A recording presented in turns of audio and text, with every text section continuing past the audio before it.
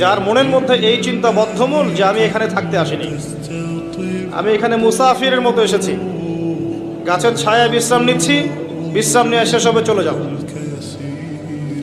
যারাই আল্লাহ দ্রোহিতায় লিপ্ত হচ্ছে, শিরিক করছে, বেদাত করছে, হারাম খাচ্ছে, ঘুষ খাচ্ছে, সুদ খাচ্ছে, জেনা করছে, আল্লাহ দ্রোহিতা করছে, আল্লাহর বিধানকে অস্বীকার করছে, তারা ইনডাইরেক্টলি ধরে নিয়েছে যে তারা মনে হয় পৃথিবীতে চিরকাল থাকবে, লিখে ফেলেছে কিয়ামত পর্যন্ত কি কি হবে।